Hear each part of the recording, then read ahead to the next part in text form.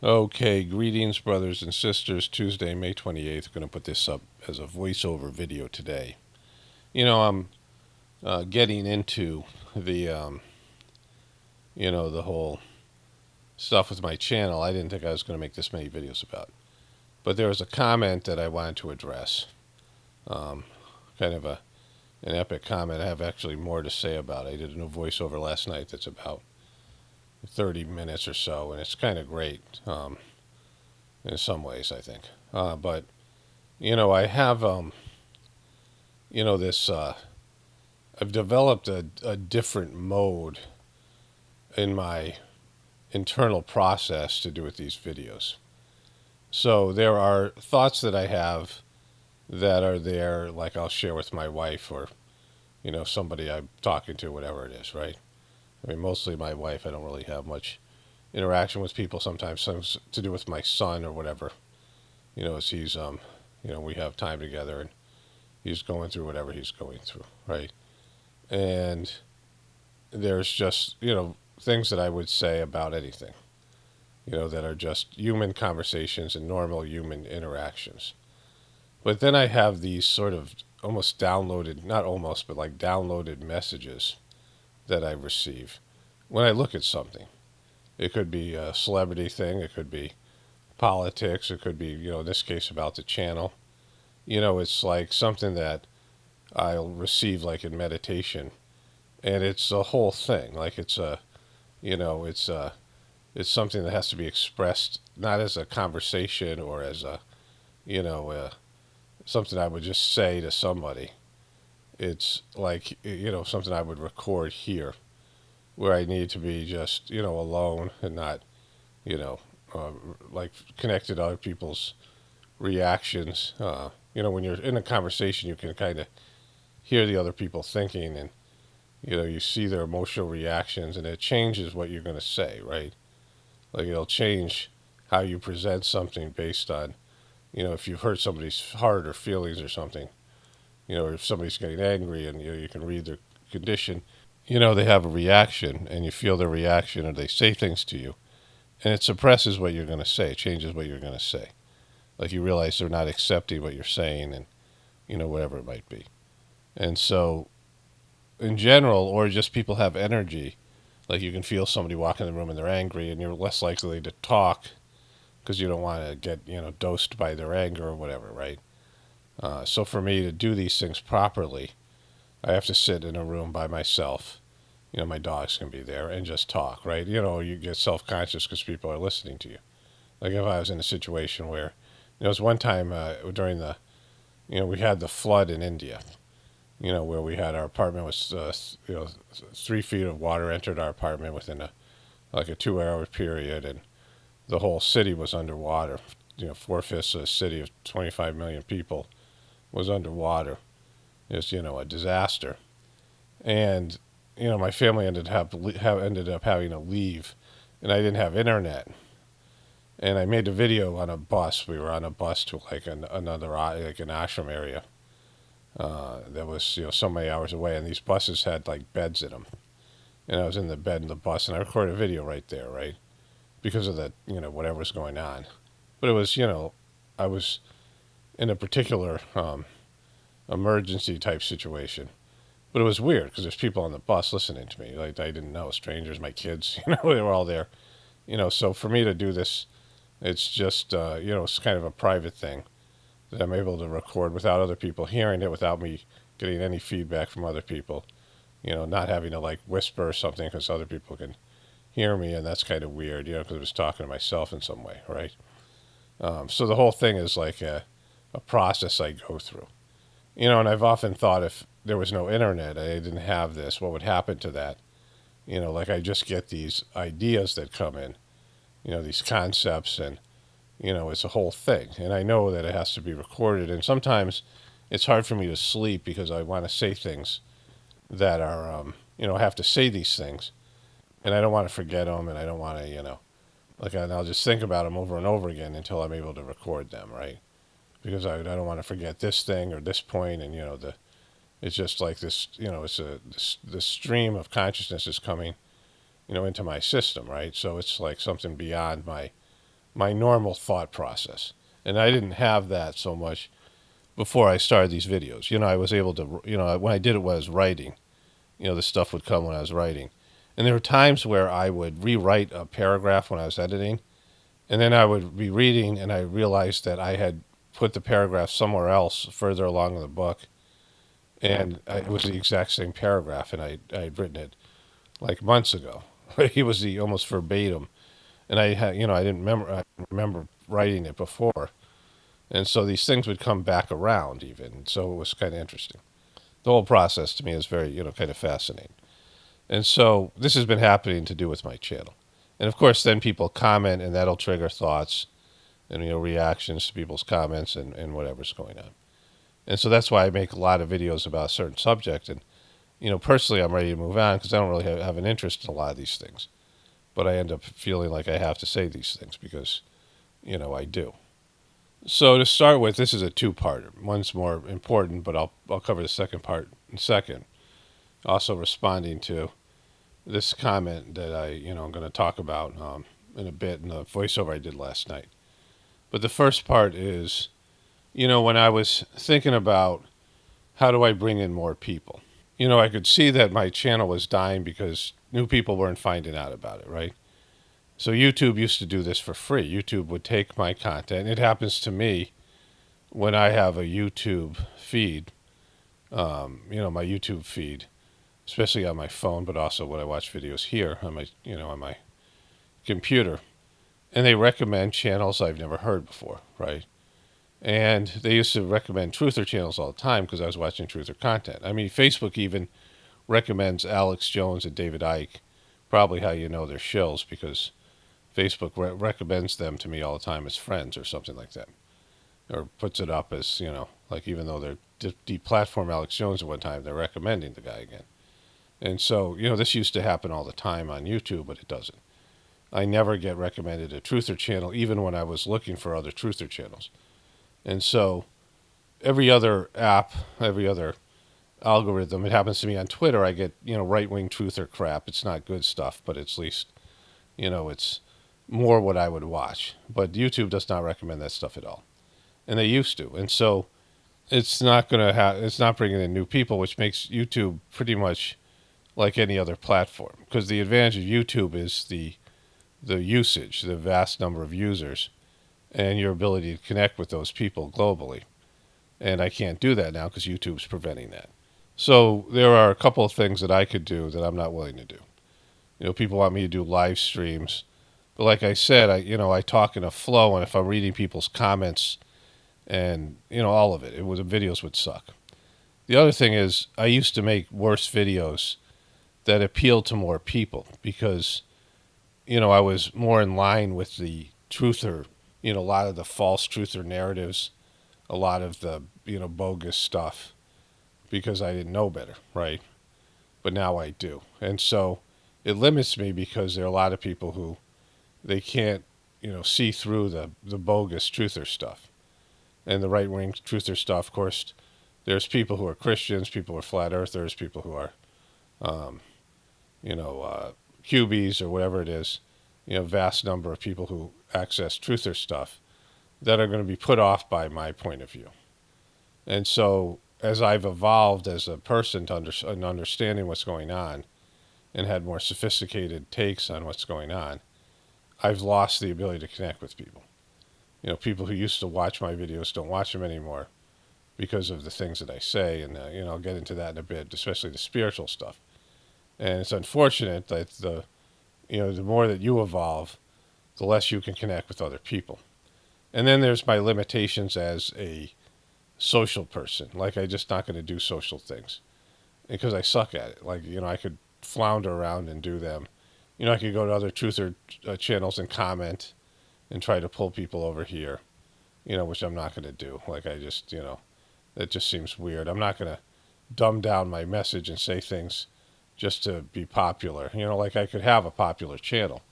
I could be, not even a truther and just understand where people are at and be, I could be a Biden person or a Trump person or, whatever it might be that I want to carve off a bigger audience and say enough interesting things to get people to, remedial things for dumb people, but I'm not looking for, quantity or, whatever. And so, I'm not willing to do that.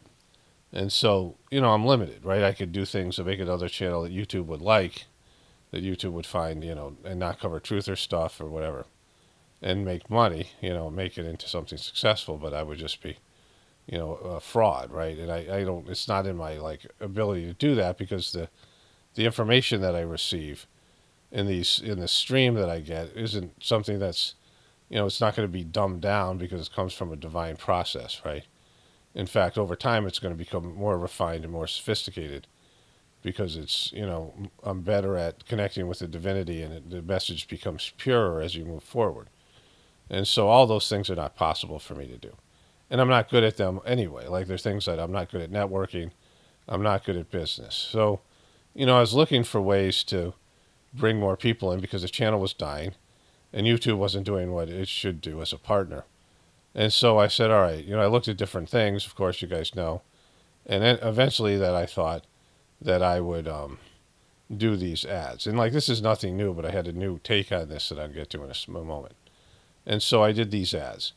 And, I looked at what was going to happen with them in terms of how much I was paying for every subscriber. So I was running videos that YouTube was putting out as ads in people's video streams. Like, I went through a whole process with Google Ads, and that sucks, right? And they were the unwillingness of YouTube to look at the truther demographic, and the unwillingness for them to advertise in other truther channels made the thing, like, not worthwhile at all. So I looked at it from a business perspective at first, and I have a different take now, which I have to get to. I have to get through this stuff to get to that. And I settled on the idea, if it could be $1 per subscriber, that I would recoup that, $1. So let's say I paid $300 to YouTube in advertising, and out of that $300 came 300 new subscribers. And through the process of those subscribers would come other subscribers, maybe, and those subscribers would either watch ads, or some of them would become members and donate, or whatever it was. And somehow those 300 subscribers, the $300 I pay, would come back. And so it would, at least it would be a wash. And I figured that would probably happen. And I don't know if it did or not. But as it turned out, I was paying more than $1 per subscriber. And so it just became like, cost prohibitive. Like, I think that's the term. Like, it just didn't make sense, right? And, I'd have to pay $300 for 200 subscribers or something like that. And, I didn't know whether the money was even coming back or whatever. Because it's, on Shark Tank, they always ask the people, what's the cost of your customer acquisition? And, it's just, it can't be like you're spending money and losing money on that process, right? Which people do. Like, people have businesses where to get customers, they end up spending more money to build their business, and they're not making any money because of that. But it turns out YouTube ads are ineffective, which I'll cover again in some future video, because I have more to say about that. Because that's effed up. Because and then I realized YouTube was dying, as is Google, because their algorithms and their the things they've done to exclude the truth community, which is a big part of the whole internet, and a big part of YouTube, and a big part of all this stuff in social media, and exclude people based on their beliefs, and not give the customers what they want. It's going to kill your business, right? And so YouTube and Google are dying, and that's going to happen. Like, it's already in the process. If it hasn't, at some point it'll become obvious to people that they're, in terms of the money they're making, the whole thing, that they're going to go completely in the wrong direction. But anyways, what I thought last night, which was new, this is the new part. Now, as a business level, I just want to recoup the money I'm paying for advertisement. And, if I can do that, then it doesn't hurt to advertise, right? Because even if I just broke even on it, eventually the channel might grow and things. But it wasn't working, because it's, like, I was getting 100 subscribers a day for free when YouTube used to put my stuff out there. And that's when I was saying things that were more popular to people. Like, the stuff that I have is more sophisticated, so my potential audience has shrank. And that's the other piece to this. if I've had whatever 120 million views here, another 20 to 30 million views on my other channel. Let's say that I don't know how many of those views are repetitive people, right? The same people watching the videos over and over again. But let's say that there's been 20 million different people who've watched something from Pockets of the Future or one of my other channels. So I've had all these various people come here. And out of that 20 million people, I have 10,000 regular viewers, maybe some other people that don't come to the channel anymore, but still like my content. They just have, it faded away or whatever. But, in terms of the people who get what I do here and appreciate what I do here, and who have the ability to change and adapt in some way, either, embrace some of the, the prepper, like preparatory stuff, the, farming, homesteading, whatever, or, become spiritual and do some of the spiritual practice, which is even smaller number. Maybe 1,000 people tried the spiritual stuff, right? Well, like that's, I can't get 300 new subscribers. I need millions of contact points with people to bring in to bring in one person. I need 20,000 new people to see a video just to bring in one, like what I would consider a person who gets what's going on here. Understands what I'm doing, has, sees value in what this is, right? And so that's crazy. Like that's, and it's kind of depressing because what does that say about humanity? Because what I'm saying here is just entry-level spiritual stuff, for the most part. It's, it's crossing over from your normal material existence and then connecting with the divinity within you. It's just there's some more sophisticated teachings in the Journey series and some of these other things that I do. But, most of the stuff is just, a basic understanding that part of you is divine, part of you has, your soul is connected to the divine system and to everybody else, in your center, and that you can connect with that. Very, easy idea to understand, and, a very easy thing to start to implement. And the Gratefullness meditation, the Saj Marg meditation is, a gift. It used to be said about Saj Marg, the meditation, that it took 40 new people to get one good person. And I would think that it was probably the numbers were even higher than that. One person who really got it and stuck with it. Now, the 40 people that tried it, like they were, people who were willing to try the meditation, they were not normal people in the sense of, majority of people wouldn't even try it. And so in terms of people that would have to hear about it to get 40 people to start is a whole nother number, right? How many people would have to, hear about it and reject even trying it to get 40 people to try it and then one person to do it? And so it's just not good numbers, right? Now, eventually the population is going to be reduced, and the souls that are allowed to come back into planet Earth will have to be of a higher nature. The souls will have to have the ability to connect with the divinity within them and have some desire to do so, have some past life experience with spirituality and these things. There's 60% of people don't have the ability for abstract thought. There's lots of people who can't even conceive of God as an abstract idea. So God has to be a statue, or, these people are, the most they could ever do is a religion. For them, even some of the religious teachings are more sophisticated, these remedial teachings. And so, religions where you have this idea that God's outside of you, and God is powerful, and, God is a statue, or God's sitting on a throne somewhere, and, judging your actions, and you have these black and white ideas like the Ten Commandments, and thou shalt not, and thou shalt not, and these things. And they have to understand, to suppress their animalistic tendencies, they have to have a fear of God, and, some sort of a, temptation of a, a lure of, oh, you're going to get into this good place if you do what we tell you to do, this kind of thing. And that's all that they're capable of. They're not capable of going in, connecting with the divinity within them. They're almost, maybe an animal in a previous existence, right? They haven't had the experience on the human level of higher thought and, these things. And so well over half the population just cave and they don't even have the ability. And then everybody else has, some level of abstract thought, and some people are, more materialistic, and, their egos are too big, whatever. They're too hard in terms of their, inner condition. They're not sensitive enough, right? And so you get down to about maybe 10% of the population have the ability for this kind of, sophisticated internal connection with the divinity within them. But then this leads me to this other new revelation. So this guy complained about me talking about Daji and the heartfulness thing. And, this comment, which wasn't the main part of the comment that I cover, but, it was talked about. Another person commented saying the same thing, right? And, people were mad that I started talking about heartfulness a lot. And then, of course, Daji ended up being a, wrecking the thing and being a cult and these things.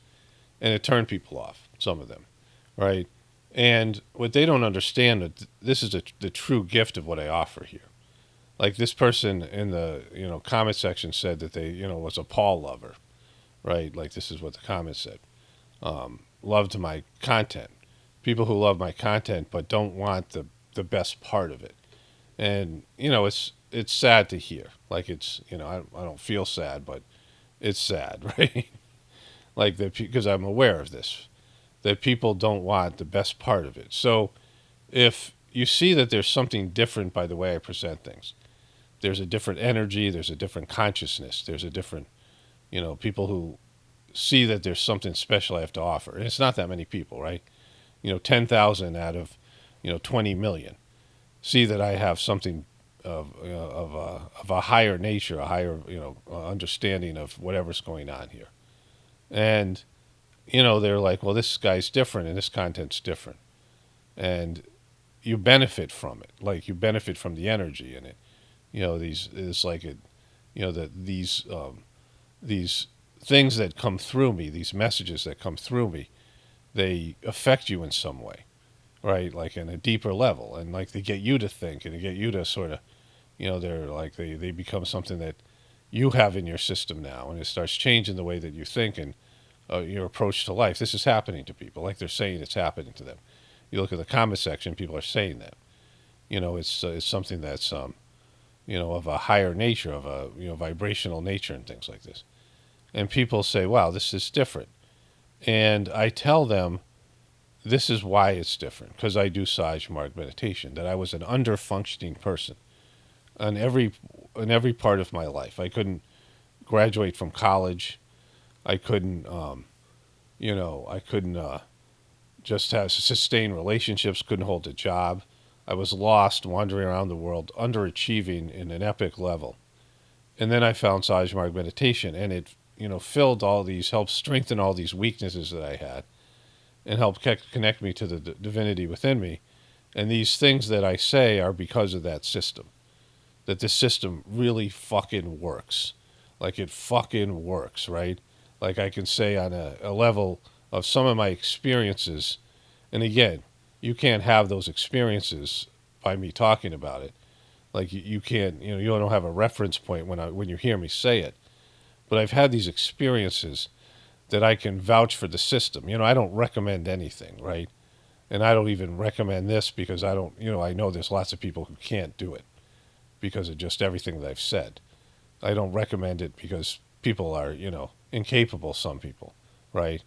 But if you can understand what I'm saying and you feel the difference, then you can totally do it, right? If you see there's some kind of difference in me and you have the ability to perceive that, then you're, I don't want to say special, but you're special, right?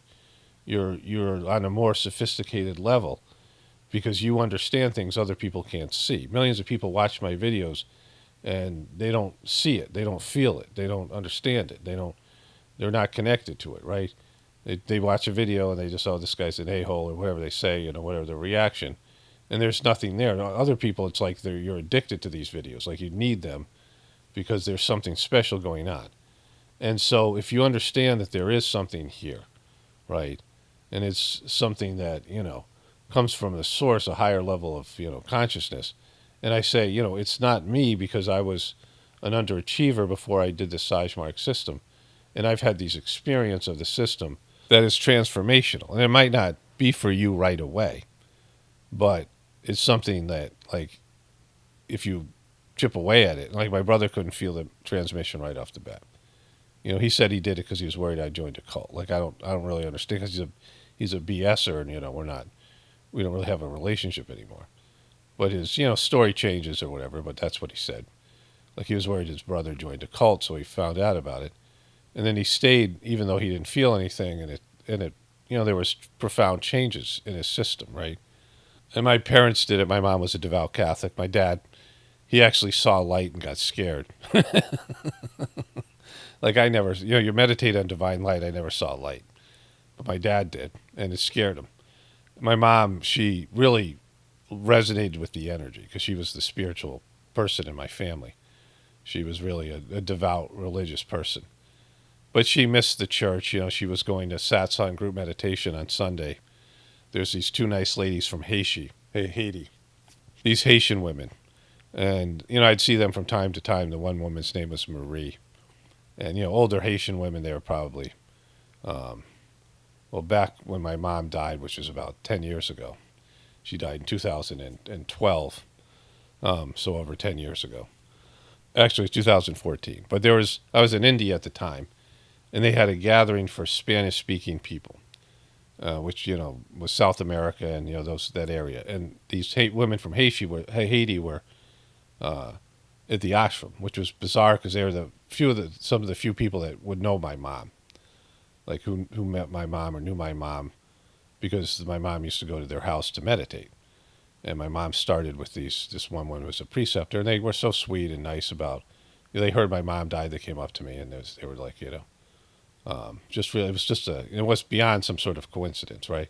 But my mom, she really felt the energy, but she was habituated to the Catholic practice of going to church. I sat in those pews and I ate the wafer and didn't do anything for me, right? But Saj Marg is something different. It's of a higher order, and I believe in the system fully, in a way that I can't even describe, through experience, not because I bought into something, because I've had these experiences and it's changed me in ways that I beyond my any kind of imagination or expectation that I would have. And so I know how good the system is, and I believe in the teachings. And the system is because of the transmission and cleaning that are available. And part of the system was this guy, Babaji, the second master, who completely negated his own personal ego. He lived to serve God in a way that most people can't even conceive of. Every thought he had, everything, the action that he did, was to serve God. Like he used all his life's energy. It wasn't like to hang out with other people or to go to a party or go on vacation or do something fun or indulge in personal like the thoughts that we all have. Just letting our thought process run wild. Thinking about whatever we want to think about. Like he was also always in a constant state of using his thought process to do God's will and connect with the higher developed beings overseeing the planet and do the work that needed to be done. And he said that he was ordered to do this work to take down our current system because it's it's a demonic system, and set up the conditions for people to rise up to a higher level of consciousness through this practice and elevate people to their full potential. And there were examples of people who reached their full potential in the system.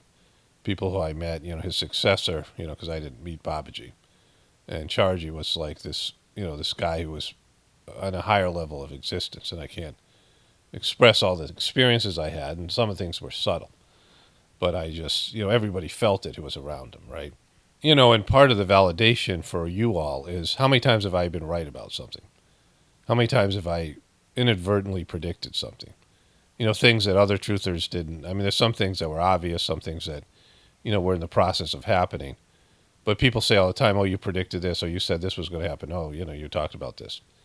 Because I'm connected with the plan that's happening and unfolding right now of the destruction of this system and then elevating people to a higher level on the other side, right? And so that's how important this thing is, right? In terms of the future of your soul, in terms of the future of people's ability to come back and incarnate back here on Earth because of the population reduction and be a part of this evolutionary process and make huge leaps in their spiritual, going from like an amoeba to a fully realized soul is a huge leap. It takes millions of years to accomplish. And, it's going to be fast-tracked and shortcutted And these shortcuts and fast tracks are available now because the planet is, if we go in the current direction, human beings will destroy this planet, right? We have human beings who, in my understanding, again, this is, somewhat vague, like I don't have the precise, knowledge of this, but this is what I understand happened. That there was human beings that used to live tens of thousands of years, and they came from some other, planet, whatever. They were not, the Earth wasn't their, their home planet of their species, and they did some genetic manipulation to create slaves, to create, workers here, and they left those people here, and and souls of higher developed beings have incarnated in some of these souls, some of these human beings. But now we have human beings that have animalistic tendencies that live much shorter lives than they can, mature. Because just when you start getting things and understanding things, you turn 40, 50, 60, you're now in the death process and your body starts to fail you. And so just when you start understanding, what life's about and all these things, your life is over. You're in the process of dying. But anyways, you have these genetically modified human beings who are not capable of the power and the ability of our thought process and our ability to manifest things. And we're using it in the wrong direction. And we've become a problem. And we're not willing to go up to our higher nature, our full potential. And we're not willing to embrace the divinity within us and a higher, the soul. Our egos have run amok, right? And the whole system has become demonic because of, just mishandling of whatever whatever was done to create the human species as it is now, right? And so that has to be there has to be interventions to elevate people to a higher level, and that's going to come at the cost of the suffering of the system 100% depending on collapsing, the defunct demonic system that we have, and the evil that is run amok here. And demonic, a demonic soul is one that works against the divine process, that is, going against the divine will. And so that's what's playing out here right now. And, souls that are willing to help alleviate and, redeem humanity, alleviate the issues and problems, and, suppress their negative tendencies, egotistical tendencies, and, create something better here. It's the opportunity for those souls is immense. And that's, the entry level sort of offer that's being communicated here on my YouTube channel, right? Through the Sagemark system. And so, that's how important this thing is. And people are like turned off by it. Well, you've heard how many times I've been right. And you feel connected to what I'm doing here. You see that there's something different going on. You see that I have something more to offer, right? And then when I tell you, what it's about, where I get it, right? It's not me that you're connected to. It's, it's the higher nature, the divine process of connecting with the divinity within me through this process of Sagemark and the cleaning the transmission that makes the content here special. I have some talents. Yeah, sure, I have some abilities. I'm smart and I have, a good sense of humor and these things. A different way of looking at things, like I have things, dyslexia, pattern recognition, things like that. So I have I have something to do with it. But without the Sagemark system and the meditation, the transmission that elevated me to a higher level, it would be nothing, right? And I'm fully aware of that. Like, it's not even other people didn't have the experiences and didn't have the failure that I had without it. Like, I was a failed human being until I started doing the Sagemark system, right?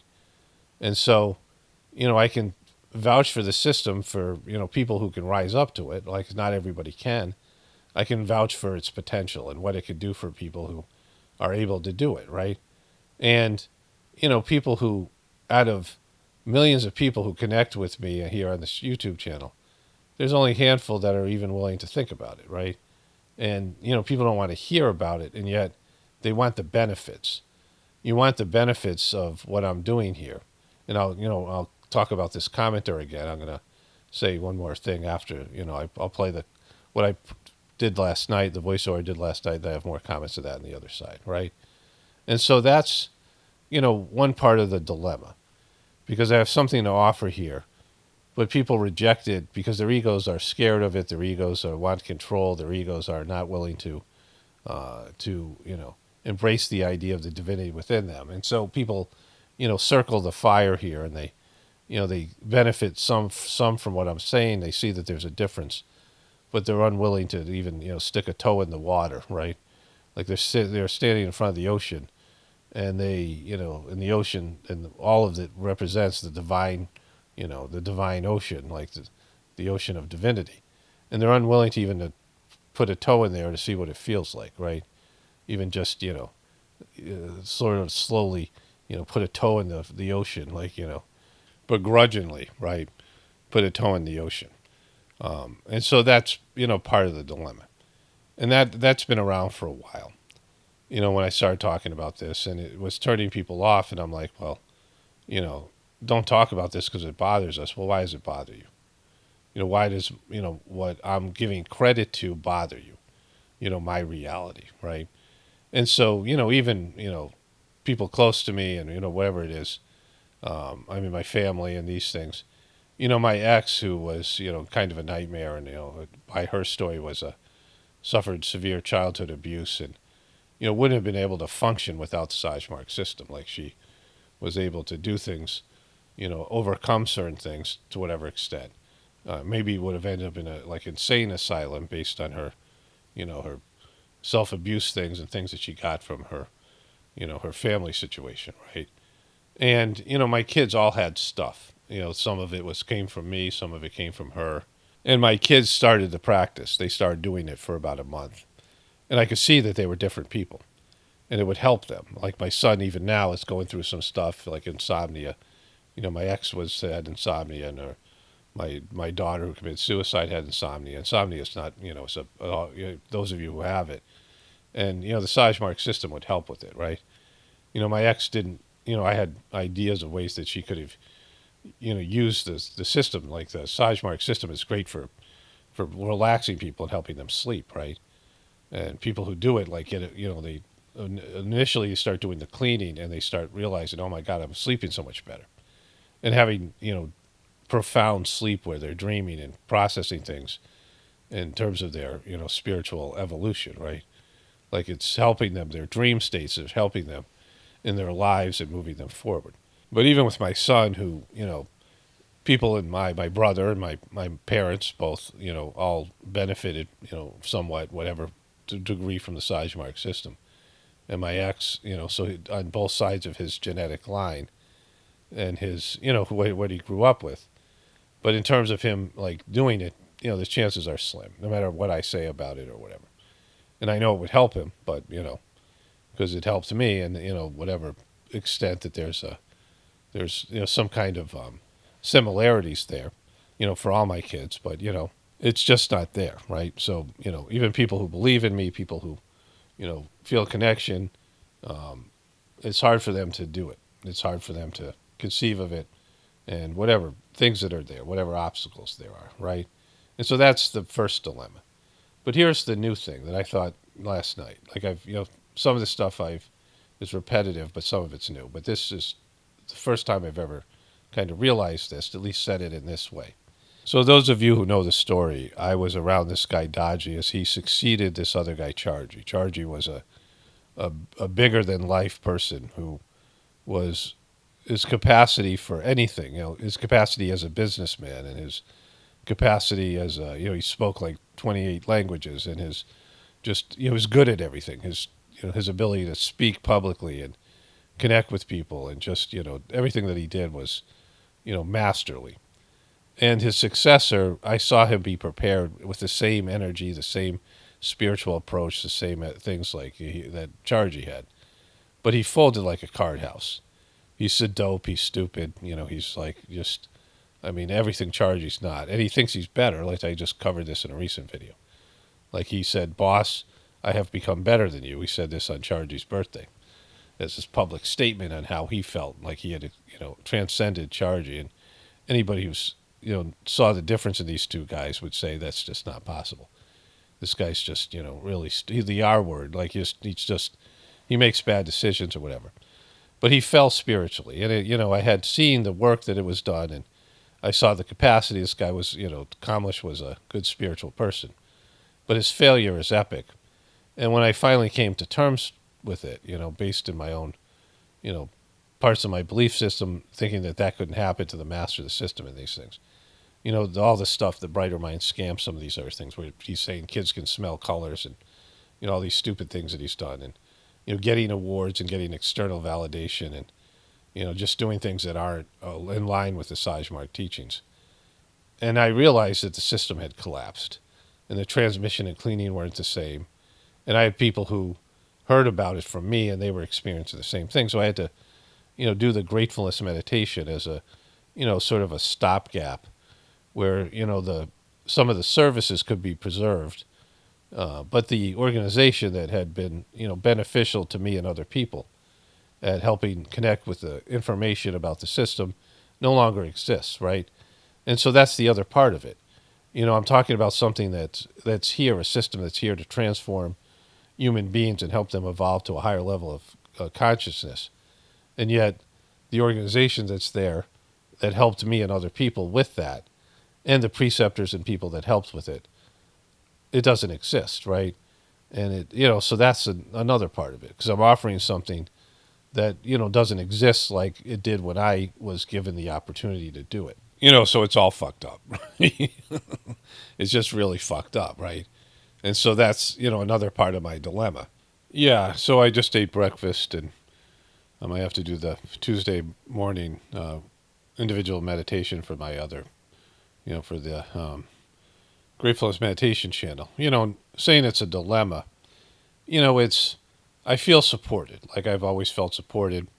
I feel like the YouTube channel popped for a reason, in terms of it taking off and, whatever's happening now. I mean, it's all part of a, plan. And, I feel protected in these things, being able to be under the radar as well. I don't know, all these things. And, it's your situation's your situation. So I'm not saying I'm frustrated with it because, it kind of is going the way that I expected it to go. I didn't really think about it, but, this is a situation. I certainly didn't foresee what happened with Dodgy collapsing and to Heartfulness, the Sajmark turning into the Heartfulness cult. But what the situation is, you have people who, their souls want this. Everybody's soul wants this. And again, you're starting with a small, I don't want to call them customers because it's not a business, but, customer base. You're starting with a small potential audience. It's 10% of the population maybe, right? And in America, everything is going against this sort of thing, spirituality. It's an ego-centered, materialistic culture that people have been brought up in. A pleasure-based, individual, become everything that you want to become as a person. Gratification, big egos, right? Fight for your right to party. Everything's about your pleasure and your enjoyment, and anything in terms of sacrifice or doing something for God or, the greater good is, it's not how we're trained. It's not what we're indoctrinated with. So, all those factors. And so people resist it themselves. The solution. And on top of that, now I have YouTube and social media trying to bury my channel, right, and bury the message. And again, they fear they fear you connecting to God. The so-called elite, the people I call the controllers, the people have sort of hijacked this more than anybody else away from the divine process, and they've put themselves into a godlike position with money, power, and all the things that they have. And of course, the religions, they fear you connecting to God more than anything else. Direct connection to God, you finding the divinity within you, right? And so it's so far away from people doing, they've forgotten about that. But they do, right now they're implementing all of these restrictions and, blocking the people's path to the so-called truth community. They can't even think about people connecting to divinity within them because it's so far away from what people are, wanting and able to do. But they certainly are excluding access and shadow banning us, right, as truthers. And so I got that. Like on a lower level, there's resistance, right? But then on the other side, which I didn't anticipate, that the organization itself, which wasn't that great, in terms of it was just, it wasn't that big and it was a volunteer organization. But there's all these wonderful people who are doing preceptor work and, the effort they put out there, traveling hours a day to, to bring these services to people volunteering, making food, doing all these things. I mean, in its heyday, it was a wonderful organization. Going to a big gathering, people's, volunteering and making food for 8 hours a day for, thousands of people, in the heat of India, outside in some tent or something. I mean, just all of it. And then the meditations and all, people volunteering to put together, tents and just everybody working together collectively. It was impressive and, just, wonderful thing. And then the effects that the gathering would have on you on a spiritual level. And all these things now don't exist, right? That have disappeared. We all anticipated it would be growing and more people would be doing it, right? That it would be, the system would just be getting better. The organization would just be getting better, right? And like it's not, it's turned into a cult. So, there's just, I mean, I'm on every side, like in terms of the, whatever I'm assigned to do here, there's resistance in the participation, the participants are resisting it, the powers that be are suppressing it, and the organization that was supposed to be there to help people with it, with the connection with the divinity within them, has crumbled. So, that's the situation. And like, I try to be light about it, but it's kind of fucked up and it's, I mean, there's nothing more to say about it really. And again, people are still benefiting from the transmission, the cleaning, and the Gratefulness Meditation YouTube channel that I've, created there. But it isn't the same. Like you guys aren't getting the benefits of some of these other things that were instrumental. Other people that did it, people coming together collectively and, talking about the system and, these gatherings and how it's affected them and hearing other people's stories and, just being a part of a community. And then the services that went with it and the big gatherings, the transmission was much easier to receive and, the cleanings were bigger and just all of it, right? And so, it's still good, it's still great, but it's missing some of the things that help people, to sort of integrate into the system. But it is what it is, right? And so that's what, the situation is for us now, and we'll see how it plays out in the future. But, it's a little bit of a bummer just because of all the things I've said. And, how this affects the YouTube channel because it's the central point of, it's the thing I have to offer here that's special, unique, and, transformational. And, like, I don't even really fully understand the scope of it, right?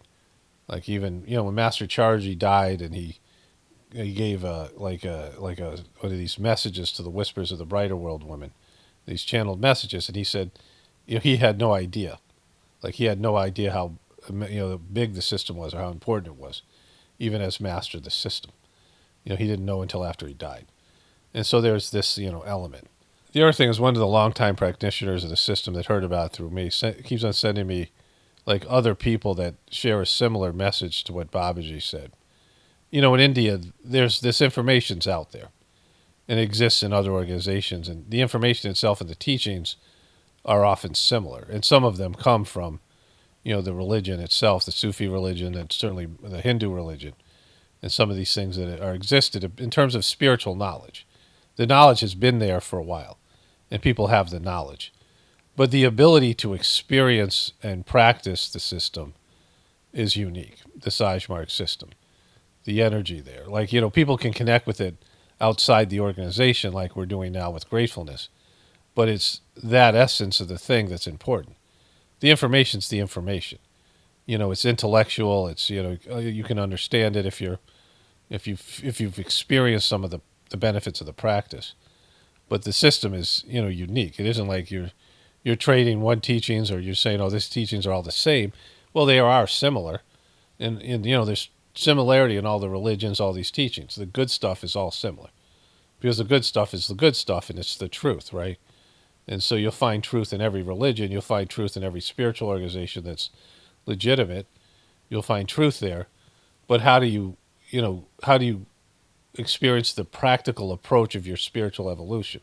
It's not through the books. Like books are, the Christian religion is based in a book that's not even that great. book is a book. But the practical experience is what's being offered in this system. We can do it now in the Gratefulness meditation, and that's what's important, right? It's the practical approach to it. And so, and that's what's being lost here with the collapse of heartfulness. The ability to access these tools and techniques and, all these things on a practical level where you can feel the transmission and, the experiences that I have had. And, I haven't had all of them that are available, but the stuff that I've seen and experienced and the benefits that I've, reaped from this system, right, that I've gained from the system are enormous. And I can't even describe them because it's a, experiential thing. It's something you have to experience, right? My experience isn't your experience. Everyone has to have an experience of it. Everyone has to go on a spiritual journey and connect with the divinity within them. That's the point. It isn't one person doing it and talking about it and people are like, oh, and living vicariously through that person's spiritual journey. It's everyone doing it for themselves and having those, personal experiences and personal benefit. Okay, so let me get into the comment here, and then I got something to say on the other side. Okay, so I'm not sure where this is going to go, whether I'm going to make this a standalone video on my off day, which is Tuesday, May 27th, Tuesday, May 28th. Today's Monday, May 27th. I saw this comment, and I kind of wanted to put it in the video I put out today, but I already had a few voiceover things, and it was already an hour long, and I was kind of tired. But this comment goes with everything I've been saying about my channel, right? So I've been talking about how financially, it's not working anymore. I have to make some changes. I've been talking about how, when I look at the numbers, and not just in terms of what I do here, but in general, the way people are, it's concerning that, human beings have the tendency to go low, which, we all know. In terms of there's a choice between going to your, embracing your higher nature, your lower nature. Human beings usually will take the lower nature overall, right? They might have moments of embracing their higher nature, and how that relates to my YouTube channel, some of these other things, right? And then the stuff with YouTube and all these other things that I've been talking about. And so I got this comment from somebody. I'm going to read a couple of these comments here. I have 4 different comments. I'm going to highlight this one and then bring the other ones in. There's a lot of great comments. People were, been touched by the YouTube channel and, whatever that's helped them. Many supportive comments, and those were all great. I wasn't looking for that. I'm not like having a personal crisis. I'm just, when I give my takes, my opinions about things, there's a combination between my meditative practice and, what the information that flows into me, right? Like I'll look at a subject and ideas will flow in, jokes, whatever it is, right? And I have like faith in the process, that it's beyond me and acting like a conduit, that there's some kind of value in what I'm saying. And so I don't really take it, like it's something that's just for me, or, it's different the way I talk when I have the microphone in my hand, when I'm just having a conversation with people and being myself, that it's not as, as universal as what I say here, right? Like it's a little bit different when I pick up the mic, like I get into like a zone and a flow. And so the stuff that I say is not really so much about me, or, a lot of times it just kind of flows through and I don't hold on to it or think about it. Sometimes I don't even completely agree with what's coming out of my mouth or whatever, or even maybe understand it. It's just I allow it to, to happen. And so this person writes, I wish you all the best, Paul, and thank you for your great insights. I was blessed to gain through your content, humor, and transmissions. With regards to the diminished comments, interactions of your subscriber base, I can solely speak for myself.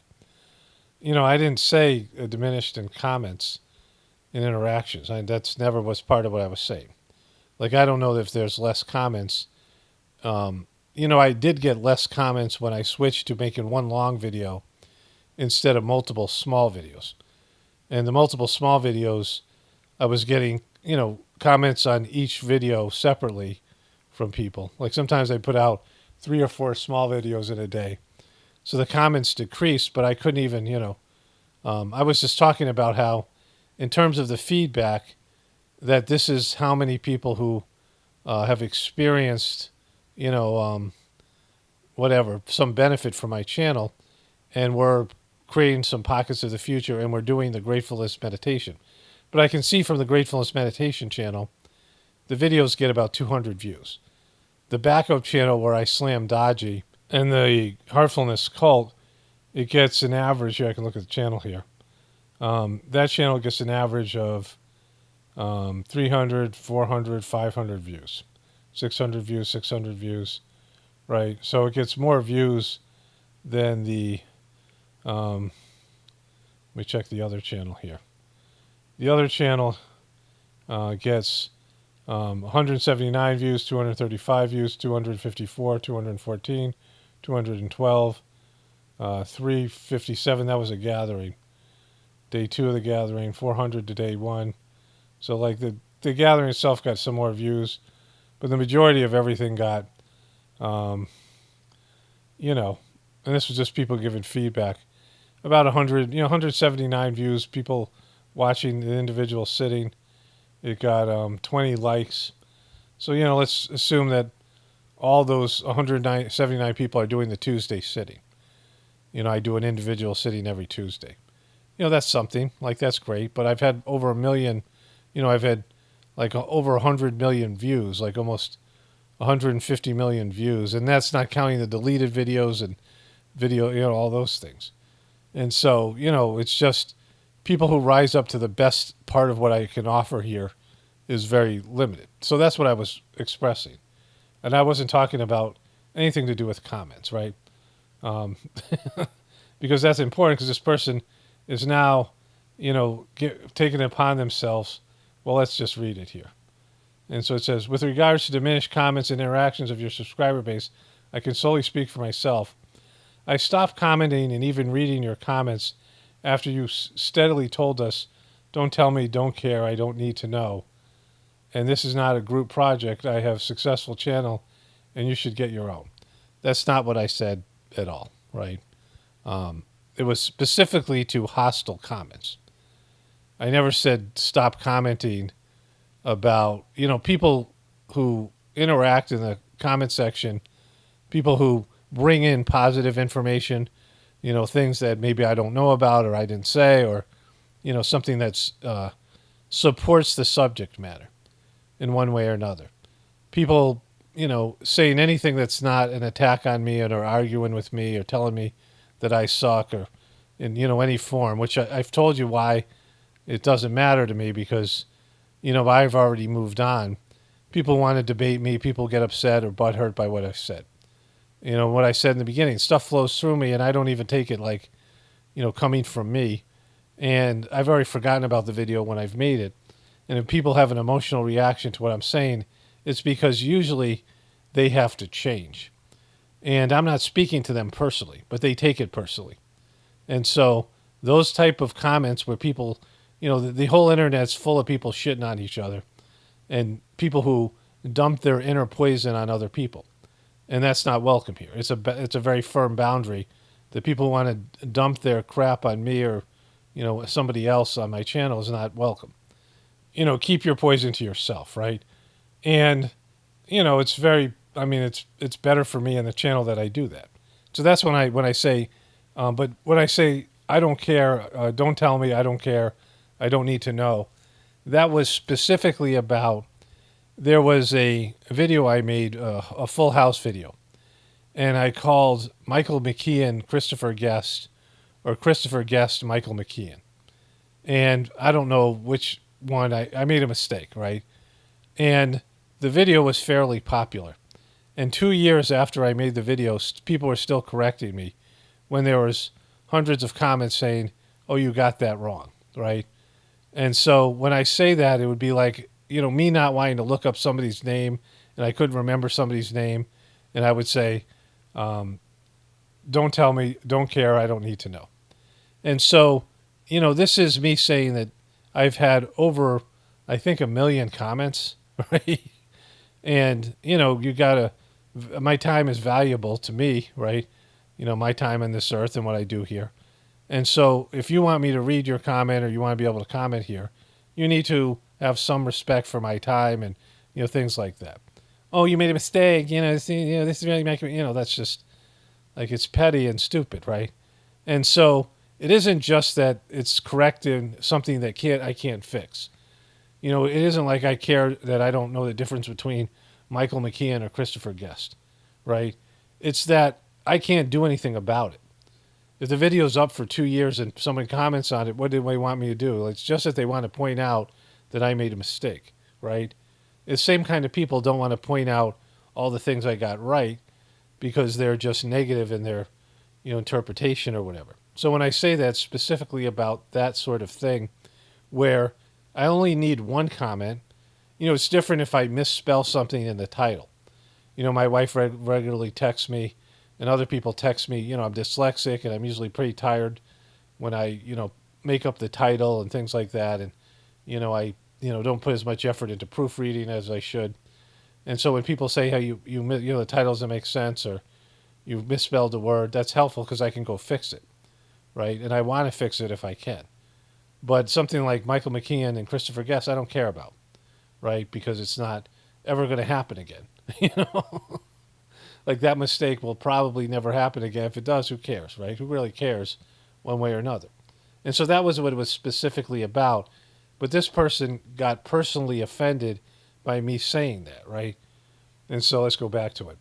I stopped commenting and even reading your comments after you steadily told us, don't tell me, don't care, don't need to know. This is not a group project. I have a successful YouTube channel and you should get your own. What I've said is there's lots of people who can't win an audience because they don't have anything that people want to hear or whatever it is. And, they're not people other people want to listen to. And yet they can't wait to comment and, bring other people down, whether it's me or somebody else. And, and it's usually a hostile nature. And again, if you're going to come to my channel and post like this kind of stuff, which is complaining, right? This is a complaint. What I do say is I don't have a complaint department. Keep your complaints to yourself. Because your complaints are often contradicted by other people's praise. Like if one person likes something and will say, oh, I really liked it, you said this, another person will say, oh, I don't like this at all. Right? Some people will say, I like the shorter videos, and other people say, oh, your videos are too long. Some people say, I wish your videos were longer. Some people say they're too long, right? And so I'm not looking for feedback. Like I don't, there's no feedback loop here. And so if you want to give me feedback, then yeah, don't comment. Like it's not about me. I'm not asking for feedback. I'm not asking for your opinion. But if you have something worthwhile to say that's not about me, some kind of personal, whatever it is, I'm glad that you're commenting. It might be helpful to somebody else, right? Sometimes it'll be a joke that somebody makes that I'll laugh at or other people laugh at, right? I made a video the other day about how, and this is on my other channel. And so the Heartfulness organization, which has turned into a cult, they're now searching for meat and alcohol. So you have people who have bought houses in the ashram. And, the Sajmark system, they recommend a vegetarian diet. I was a vegetarian for 18 years. But, Babaji himself was instructed by a doctor, the second master of the system, to eat chicken stock. And, there's a time where he was sitting there with Charji, and it was cold in northern India. Charji was from southern India. It was warm all year. And Babaji busted out a bottle of brandy and gave Charji a little drink. Alcohol is not supposed to be used. And then he said, this is a private talk, right? Like this was not supposed to be talked about. So alcohol wasn't completely forbidden. Certainly, it's not recommended because it interferes with the meditation. And there's lots of people. I think Kamlesh himself was eating meat. He's from northern India, and I, got that sense he once praised a butcher to me. But anyways, they decided to search people's cars to check if they have meat and alcohol because people are bringing it in to their houses and apartments. And they also wanted other people to rat on them. And so everyone coming into the ashram is being searched. And, there's this Brighter Mind scam where they make a false claim that kids can learn to smell colors.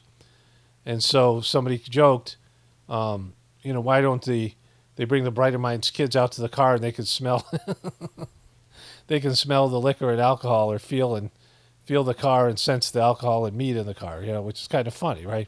Things like that. Those benefit, I mean, people like the jokes or whatever it is, right?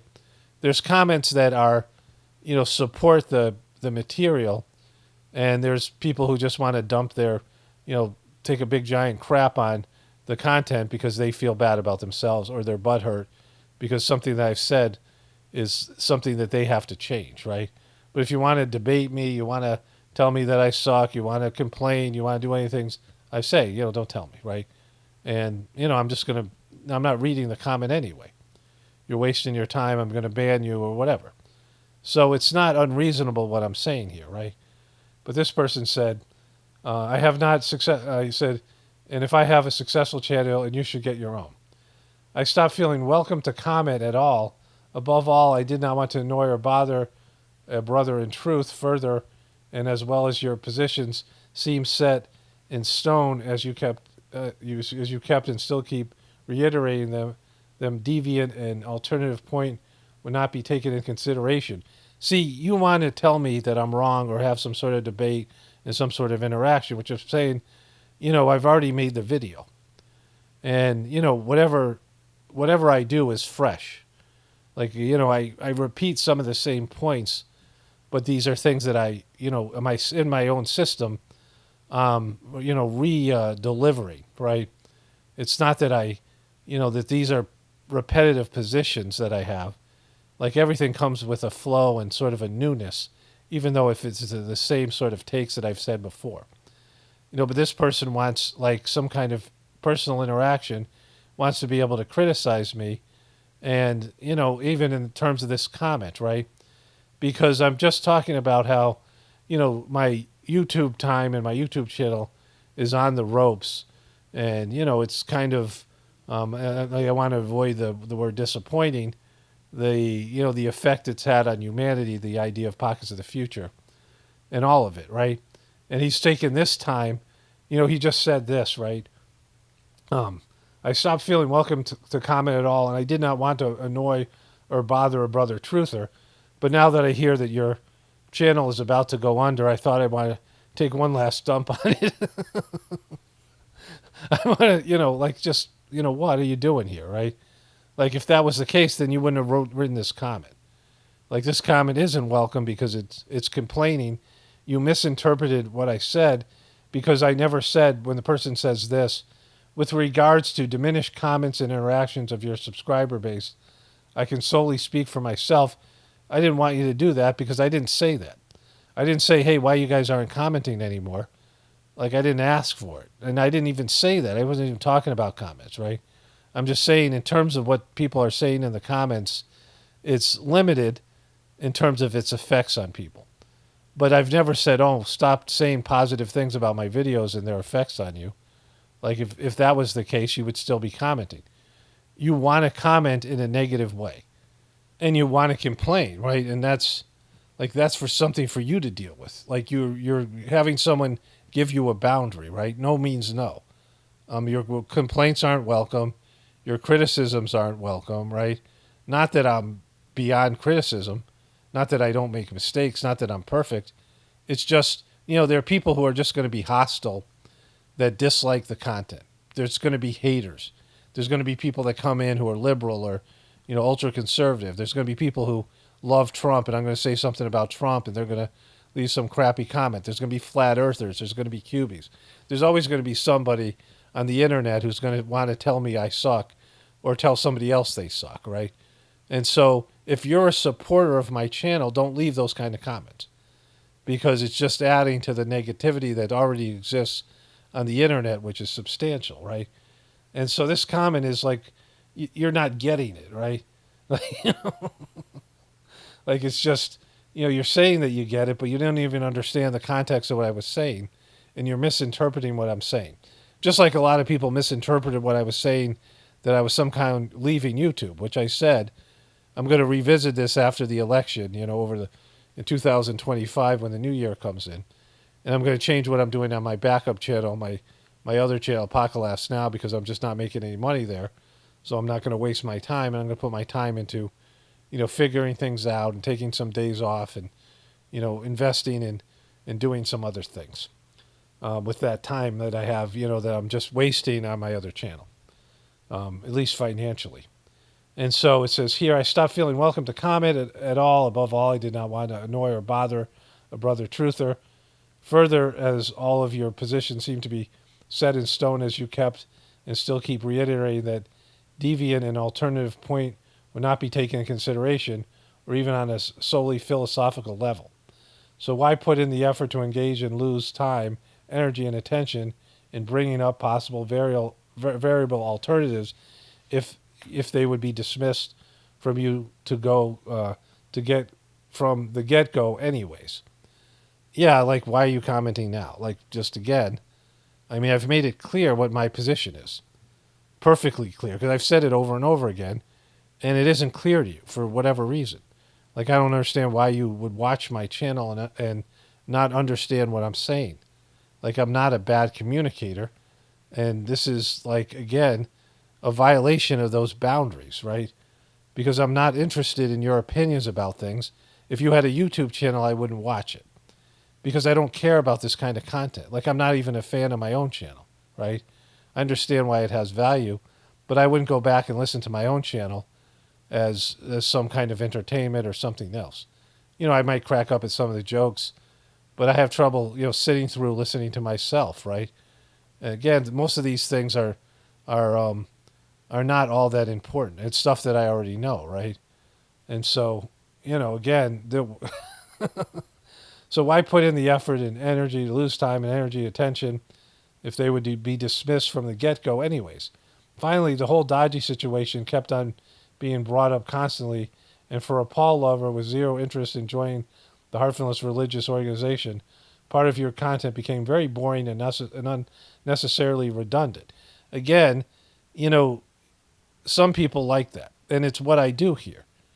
You don't have to like it. Like, I'm not saying, that everyone should be fans of my channel and everyone's going to be a meditator, but that's what I do. Like, that's the biggest thing that I have to offer. So I'm not going to stop doing it. If you don't like it, then you just stop listening, right? Or just listen to the videos that are something that you're interested in. But the people who are, bummed about that, I have lots of videos that have nothing to do with that. I barely mention it in some of those videos, and some videos not at all. Anything to do with the meditation, things like this. But it's a part of what I do here. It's a part of the Journey series, which lots of people love, right? And so it's, again, an unnecessary complaint. It says here, Paul Lover, with zero interest in joining the Heartfulness religious organization, part of your content became very boring and unnecessarily redundant, especially whereas the premise of the Heartfulness meditation practice is to connect directly to the Creator with no middleman involved. You being so hooked on who is the present leader made me question if we were understanding the same premise for ascension. Again, I don't want to get into the explanation here. But the master of the system is a very important role because, it's a necessity in the Sajmark teaching. And those of you guys who aren't interested in that, you don't need to listen to that. I've talked about, it's like anything else.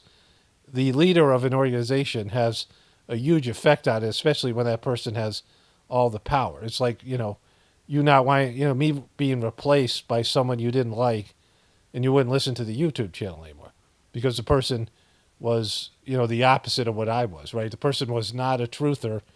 Like, let's say, I died and so my son took over the channel, or somebody bought the channel and started to talk about pockets of the future and wasn't a truther, wasn't a spiritual person.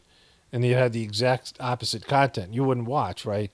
And for those people who were invested in it, there would be, some, whatever it was, outrage and things like this. But that's neither here nor there. The issue here is, the person wants to contradict what I'm saying, wants to engage in some way, and wants me to listen to their point of view. This is the myopic viewpoint that people have. Like, they hear me talking and they want to respond. They want to have a dialogue. And I'm like, I don't want to have a dialogue.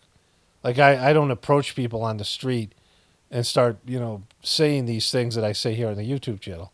I don't see somebody with a cart full of poison whether it be like, at Walmart where they're eating heart disease and, a grocery cart of cancer, right, of, heart disease and cancer, and tell them they should, they're killing themselves with the food and they should start reading the ingredients because it's none of my business, right?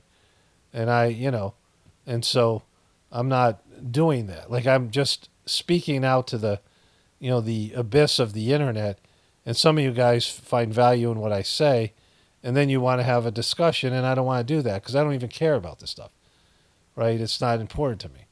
And certainly your opinion isn't, because your opinion doesn't mean anything, just like mine doesn't. Your opinion is just your opinion. Like, people who value their opinions think that their opinions are important, but, none of these things change anything, right? It's, certainly your actions and your attitudes and things that you embrace in terms of whatever's going on in your life and the situation is important. And your knowledge of things to make the right decision and navigate through your life when decisions have to be made, and the way they treat the people around you, and the way you invest your time and energy. Those are all important things for you personally, but they don't mean anything to me or anybody else, right? Like, they're your choices. You might not care. Well, I don't need to know, or won't read this either, but I wish you and your loved ones all the best on your new journey. Again, I never said I was quitting. I said that I was, at some point probably going to have to go for a channel where people all have to pay for the content, because like that's probably the inevitable thing that has to happen, and I don't even know how to go about that, right? But of course you're going to feel like your comment isn't welcome, because I said these kind of comments aren't welcome, right? Like, it's just that simple. Like, you have to deal with your need to leave this type of comment, and you hear that I'm about to leave your interpretation, I'm about to leave YouTube, and you're like a fan and benefited from my channel, and you want to take one last crap on me before I, like, just, what kind of person are you? Like, well, I've been repressing all these things I want to tell you, and these things about how you're not doing it the way I like, and how I want to complain about these, even though you say don't do it. I'm going to do it anyway, because you're not going to be around forever. So this is my last time to take a shit on you. Like, what's wrong with you? I mean, just think about the kind of person you are. Anyways, there's some other comments I want to get to here. I want to put all this stuff to a rest here. A few things happened in my personal life, and then I realized, I went through all the money I was making on my other channel, and it's dismal, right? Like, it's averaging like $12 a day. I don't make videos every day, but it's less than $5 an hour, not counting expenses. One person writes, I pay for a Patreon fee for your videos. Well, I do have Patreon still, but Patreon's worse. Well, let's listen to the rest of it. I don't feel comfortable on YouTube because they keep messing with you and others. It's time you stop giving the good away for free. It's actually downgrading the channel, you not charging. If you keep the monthly low and grow it, you'll have a nice monthly income from Patreon alone. Patreon sucks, because I would still need to have... Patreon doesn't have a video service. Patreon is a completely parasitic organization. Now, I have my Patreon account that's kind of dwindled over time. I don't know, maybe I make like $100 a month or something on it. People have switched over to the membership. Now, YouTube takes a third, and so does the Patreon. And so eventually, when I go to my own private situation, I'll get 100% of the money, which will be good. But at least YouTube has a platform where they have, content that is good. Like, I watch YouTube videos all the time still. And even though they're, difficult on truthers, and YouTube is not as good as it used to be, at least it had some value. Patreon, you still have to have a third party. You have to put your videos up somewhere and then put them on Patreon, which is a whole hassle. And it's, it adds more work for everybody. And Patreon is just, they're more parasitic than YouTube. Like, YouTube at least has some value. And so until I do that, it's without the YouTube membership program, I would have to immediately revert to, I'm making so little on the ads at YouTube that I'd have to go and charge for my, my videos, right?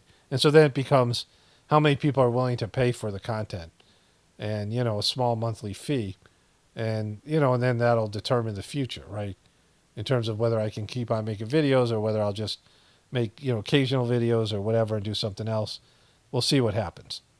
Okay, so there's one more comment here. The person says here, my comment, it seems instantly deleted while I'm reading it, so I don't know. Trying again to ask if Paul would endorse anyone of us here interested in creating local pockets, pockets of the future, to have some platform as we can communicate about ideas and things that work or avoid when trying to create such. Nobody wants a farm, and if they do, cannot afford land or equipment.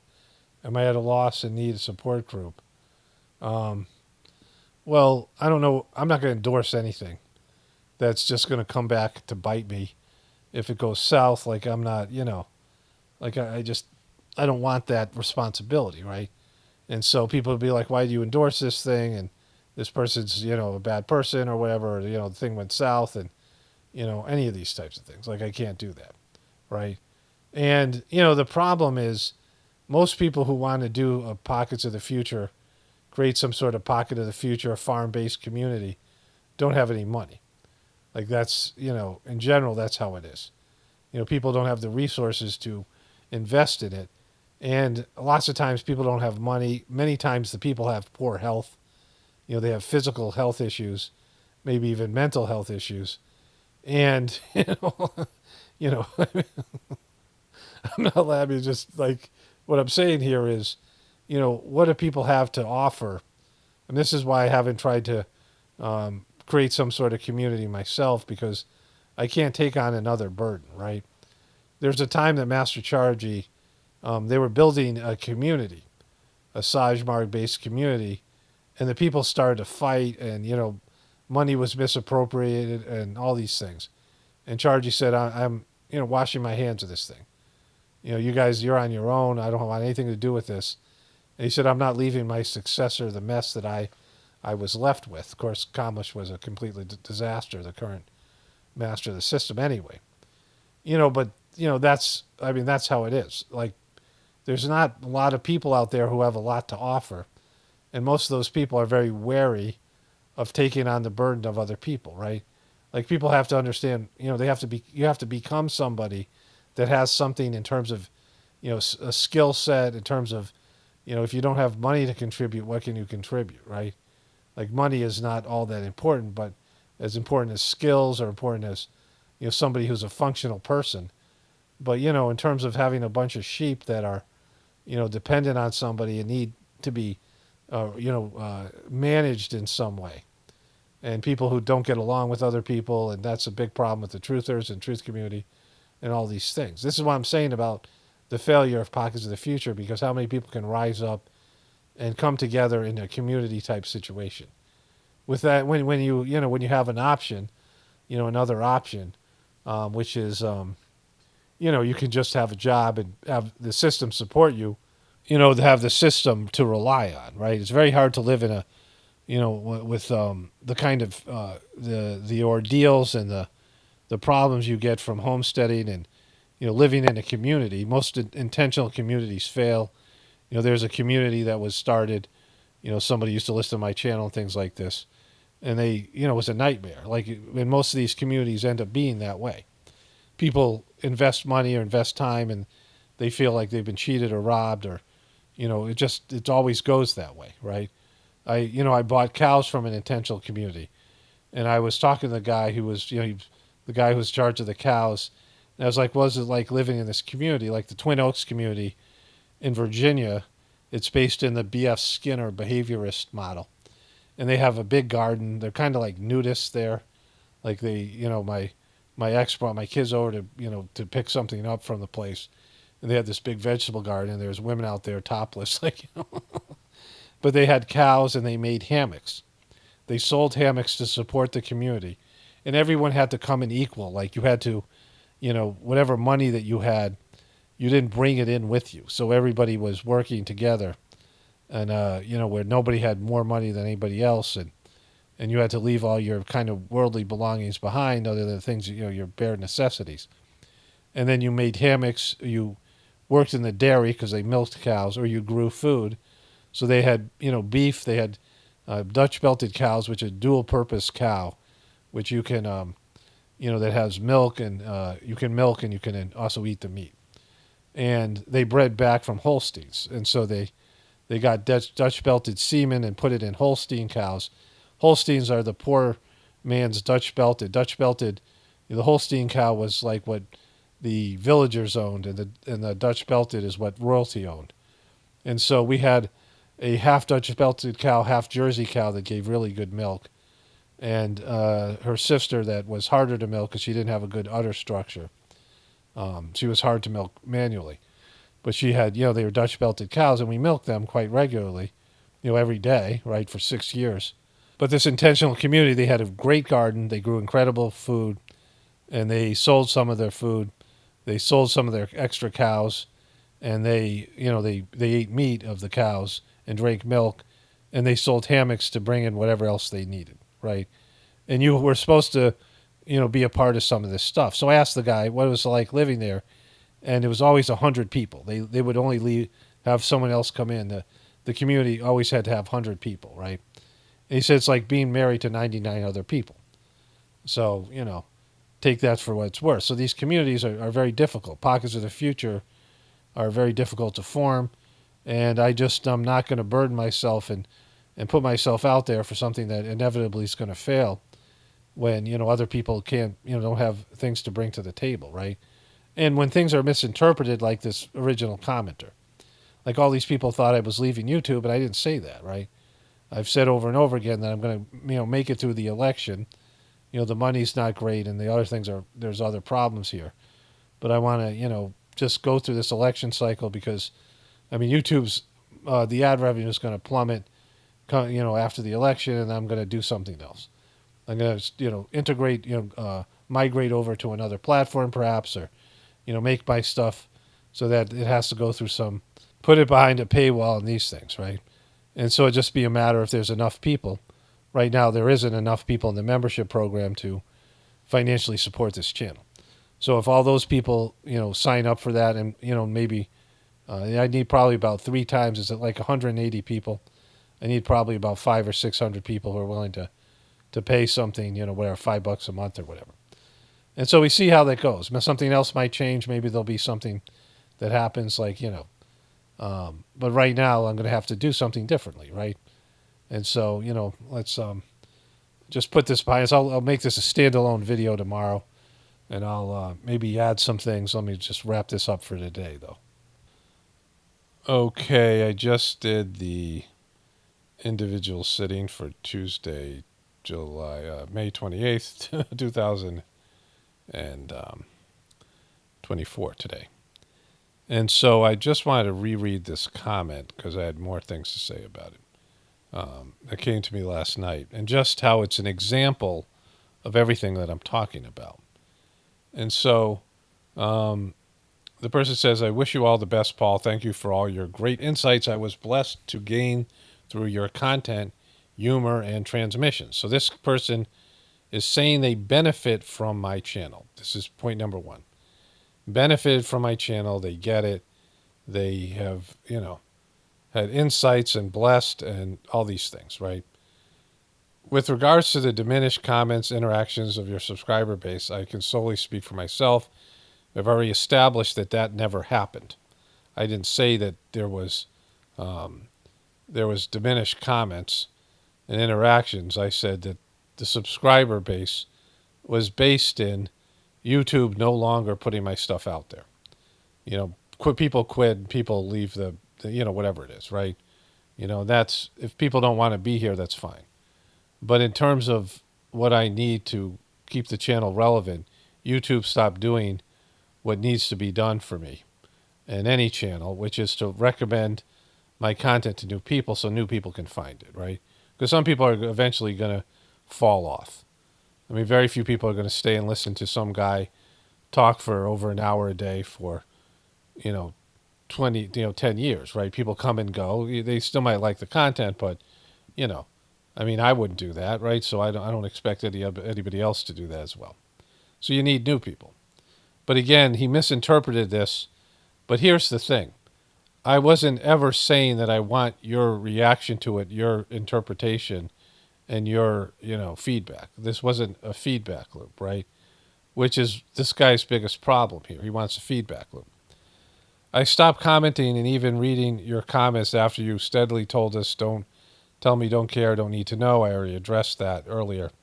And this is not a group project. I have my successful channel, and you should get your own. I stopped feeling welcome to comment at all. Above all, I did not want to annoy or bother a brother in truth, but he doesn't have a problem doing that now.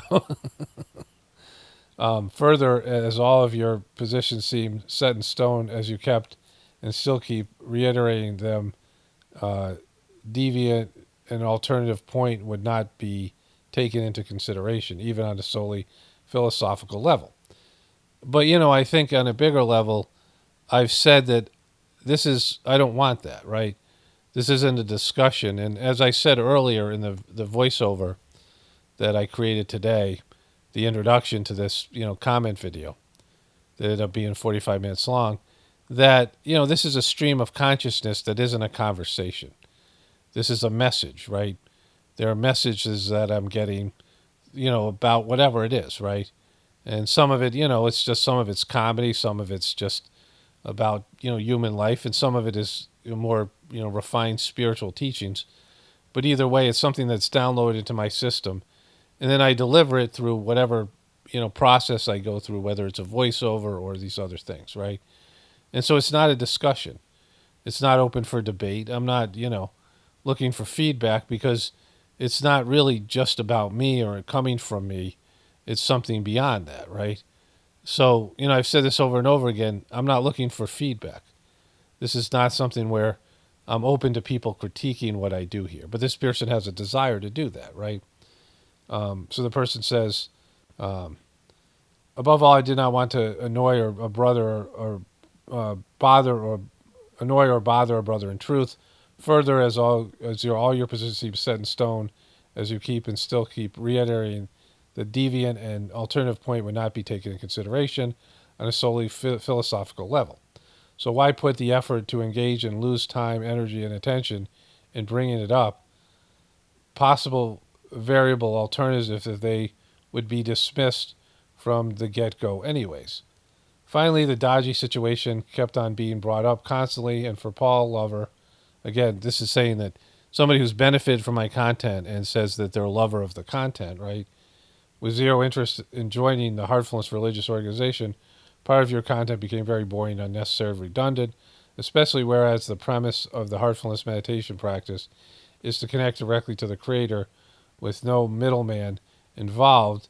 Well, there is, not a middleman in terms of a gatekeeper, but a facilitator that is necessary for someone who's completed the journey. And you need that, like you just do. Whether you want that or not, you need that. You being so hooked on who the present leader made me question if you were understanding the same premise for ascension. You might not care, don't need to know, or won't read this either, but I wish you and your loved ones all the best on your new journey. So again, misinterpreting that I was quitting my YouTube channel, right? This whole thing that many people did. But the problem here is this person says that they've benefited from my, whatever I do here, right? That was the initial statement, and then the Paul Lover statement, right? Saying that, they've benefited immensely from the content that I create here. And also understands that I have boundaries about people critiquing and giving feedback and looking to have some sort of a dialogue, personal about it, right? Like you can have your opinions of whatever's going on, but addressing them to me and making me get involved is, you wanting me to listen to you. That's what this is about. This person has a reaction to what I'm saying and wants me to listen to them and their opinions about what I'm saying, right?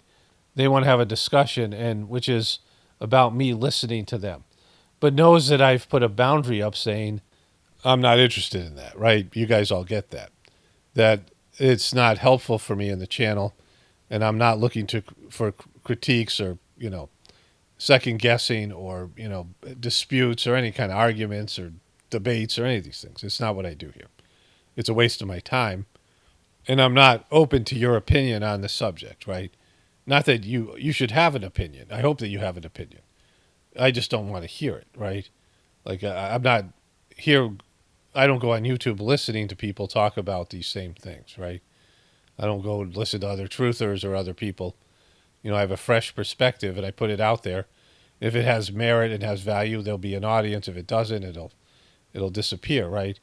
So in terms of, this is the like rules of engagement. This is this is what's being offered. I'm offering something that this person says they've benefited from immensely, right? The person says here, I thank you for all your insights. I'm blessed to gain through your content, humor, and transmissions. Blessed by my content, right? You've said that I'm blessed. You're blessed by my content, and I've made it clear in terms of this relationship, whatever it is. I present information. You benefit from it, enjoy it or not. If you don't like it, just move on. And there's no sort of feedback loop. I'm not looking for people's, to pander to you based on what you want from me, right? Like it's, it's sort of a contract. I'm clear on what this is for me, what's best for me in terms of creating this content, and what I expect from you in terms of people who benefit from it is take it or leave it, right? Accept it or don't accept it, believe it or don't believe it, enjoy it or don't enjoy it, right? It's completely your experience. But I don't need to hear about it.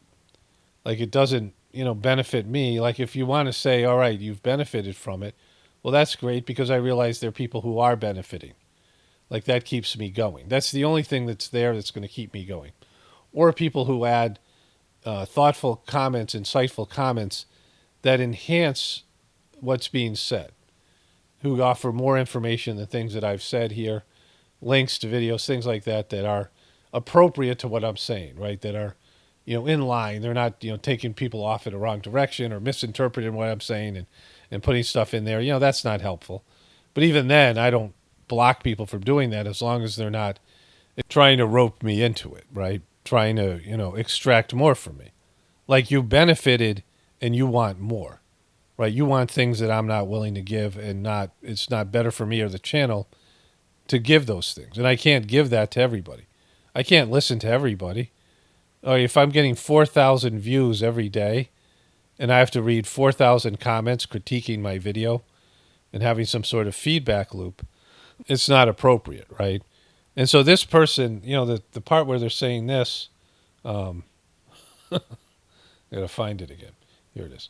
The person's saying, I stopped commenting or even reading your comments and you steadily told us, don't tell me, don't care, don't need to know. This is not a group project. I stopped feeling welcome to comment at all. Above all, I did not want to annoy. Well, you did want to annoy, right? Because I said, this is something that I don't want or need. You understand this? Like, I've talked about this before, but I'm talking about a different way here. What I did last night, this voiceover, that the person is benefiting. They're acknowledging benefiting from it. They acknowledge that I've put up boundaries and rules and things that, this is the terms of, the terms of service here.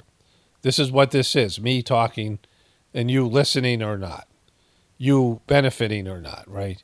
That's up to you. Like I'm presenting something that, I believe has benefit, or I wouldn't put it out there.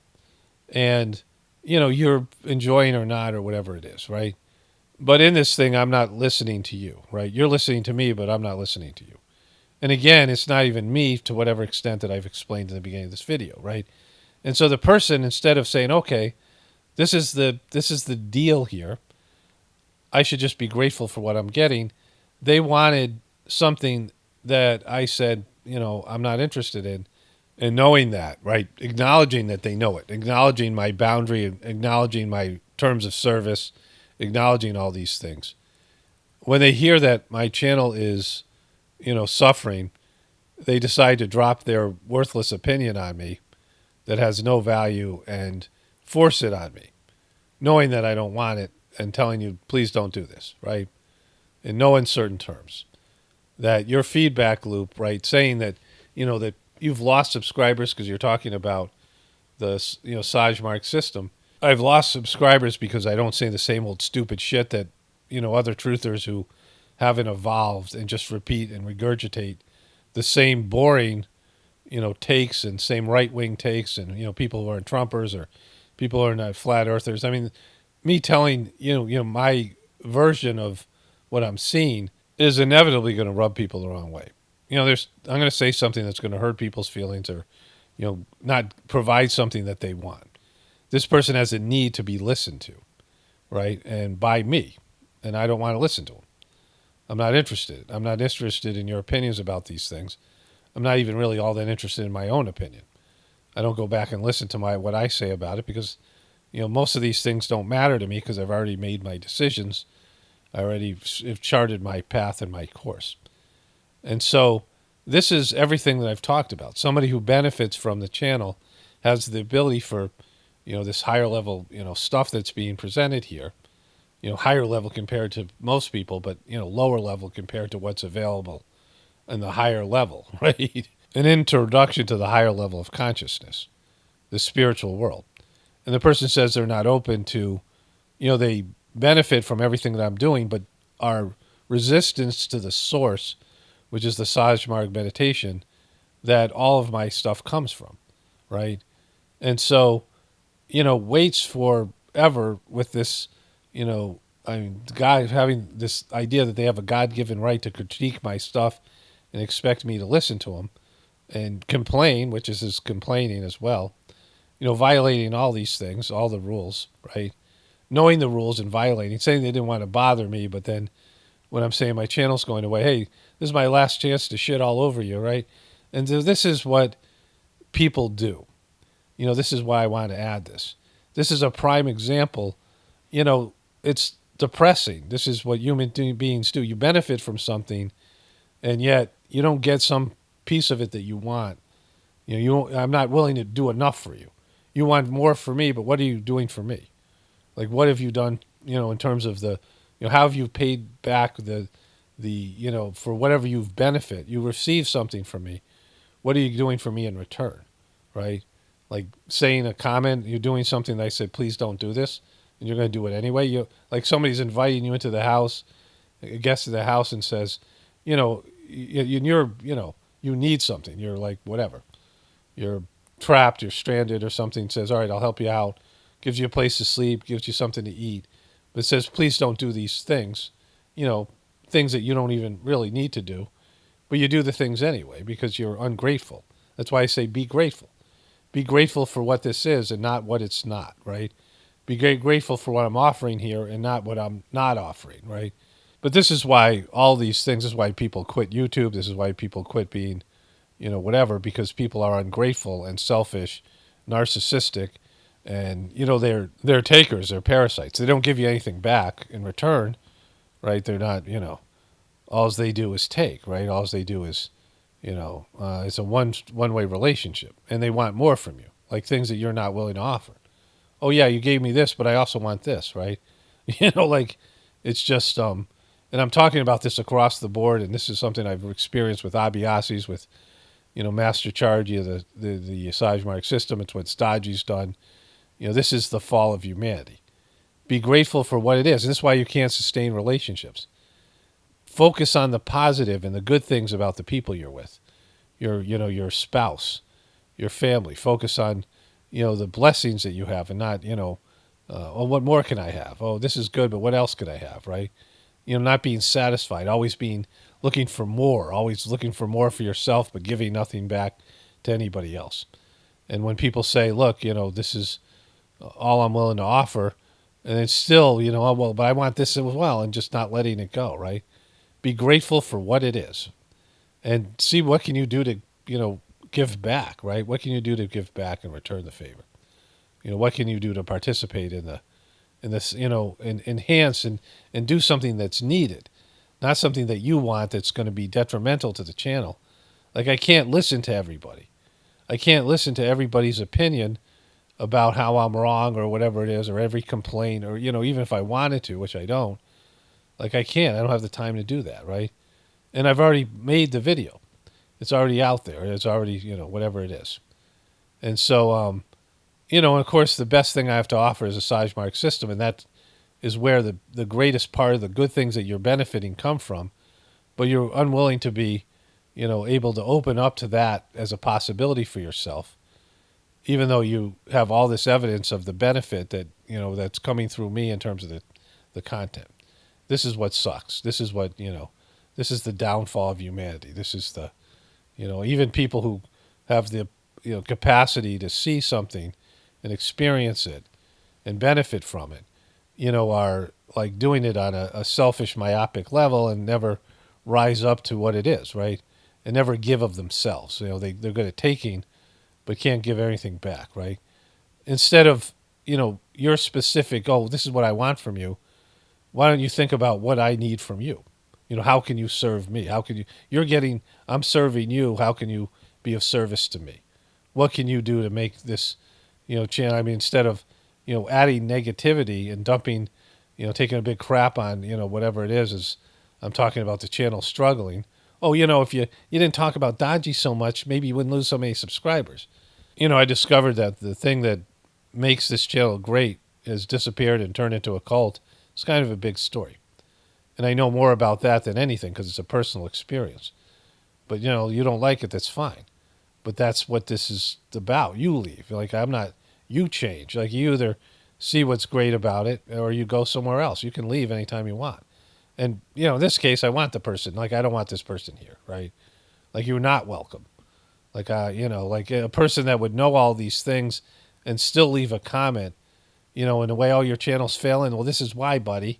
It's not why. It's what's your problem with it. But you stuck around anyway because you were benefiting. And if you're benefiting, then be grateful and shut up, right? Like just, suppress your narcissistic tendencies and these things that are, driving you to want more than what's given here, right?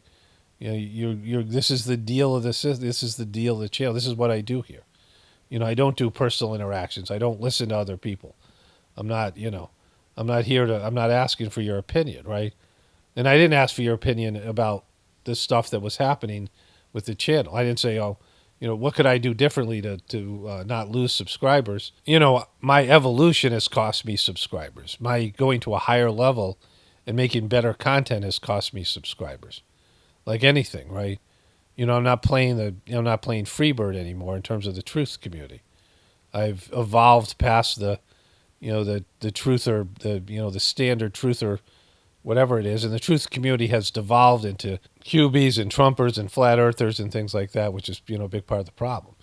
And so, that's one issue. Of course, the biggest issue is YouTube.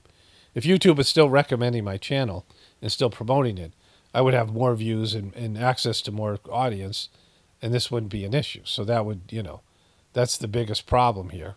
And of course, these other things. But again, I was looking for people's feedback, especially something that is petty and, has no real value, right? Someone taking the last shot at me just before, oh, you're leaving? Well, let me, I've benefited a lot from you, but I want to, give you some kind of like, I just want to take a psychic crap on you, like a energetic crap on you because, that's the kind of person I am. Well, then what good are you? Like, why would I want you here? Like, why do I want viewers like this or people like this? No, of course not. Nobody does, right? Nobody wants people like this in their life. It's not, they just, they're epitome of everything that's wrong with the humanity right now. Anyways, my voice is starting to go here. But, like I said, this is an example, right? This is what sucks about, just everything in terms of people. Only spirituality will save this world. It's Paul Romano, definitely reporting from the apocalypse. And the ascension, everyone have a blessed day and be grateful.